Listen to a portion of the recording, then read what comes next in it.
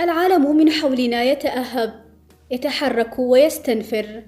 إجراءات، تدابير وقرارات قاسية تتخذها العديد من الحكومات على مستوى العالم، والسبب هو مكافحة انتشار فيروس كورونا. بعض الدول طبقت حظر تجوال كامل، وغيرها أصدرت قرارات استثنائية بهدف كبح جماح الانتشار السريع لفيروس كورونا. العالم هنا وهناك يستعد لمواجهة أسابيع صعبة القادمة في مكافحة انتشار الفيروس. لكن هناك في أثيوبيا، هناك في إقليم أوروميا شماله وجنوبه تحديداً معزول عن العالم منذ بضعة أشهر لأسباب الأمن القومي كما تدعيه حكومة إثيوبيا. في هذه الظروف التي تجعلنا لا نعرف ما إذا كانت المناطق المعزولة سمعت عن هذا الفيروس أو لم تسمع عنه، يجعلنا نطالب من أجلهم بحق الحصول على المعلومات باعتباره أبرز أركان حقوق الإنسان المنصوص عليه في الدستور الإثيوبي وفي المجتمع الدولي.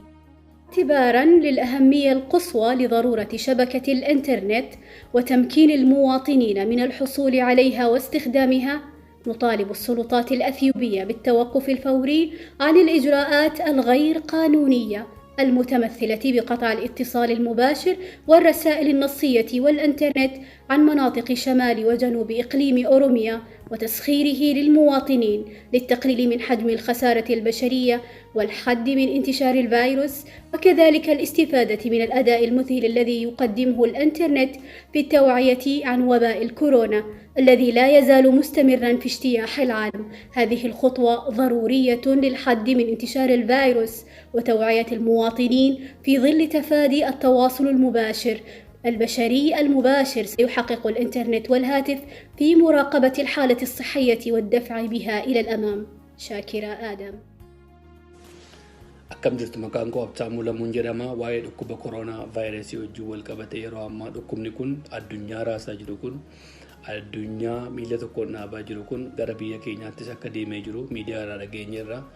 Uummanni dhukkuba kanaan faalaman ammam akka ta'e iyyuu miidiyaadhaan qabatamuu dhaga'uu yoo baanne iyyuu dhukkubicha walumaa galatti biyya keenya keessa gahee jira.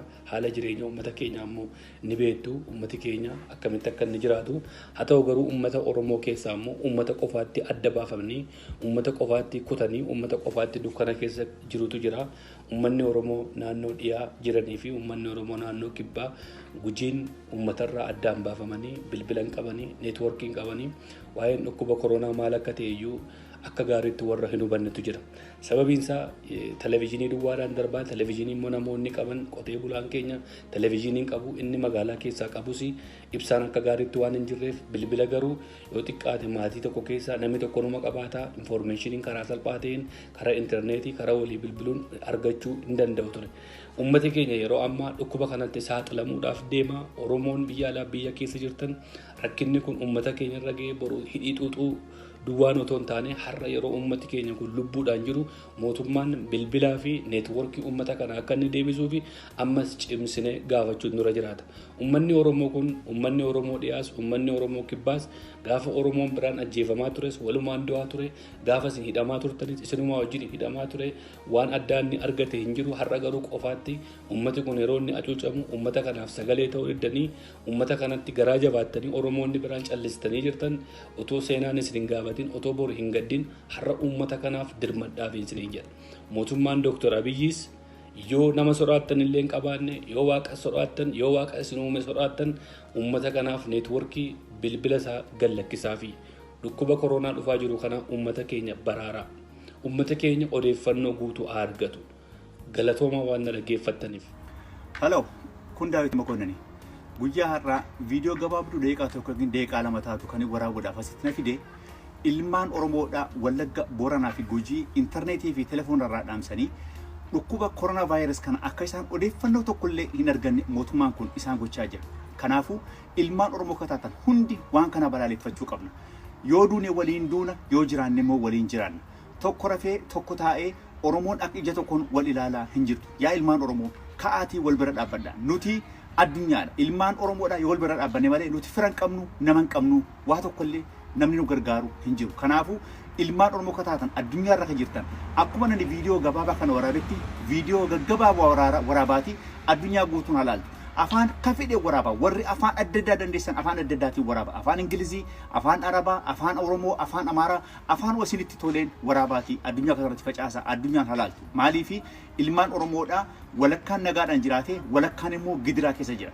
Namni abbu torba Oromoo ta'e waan amma deemaa jiru kana biyya keessatti namni san quuqne yoo jiraate dhugatti Oromoodhaa miti. Kanaafuu waliif haa dirmannu waliif haa iyyinu yaa ilmaan Oromoo viidiyoo gaggabaabdoo jedhaati deeqaa tokko deeqaa lama walii keessatti poosti godha abbaa feete biratti mootummaa biyya alaasaa ta'u bakka dandeessanitti viidiyoo sheerii godhaati poosti godhaati dhaqaati mootummaa nu dubbisa.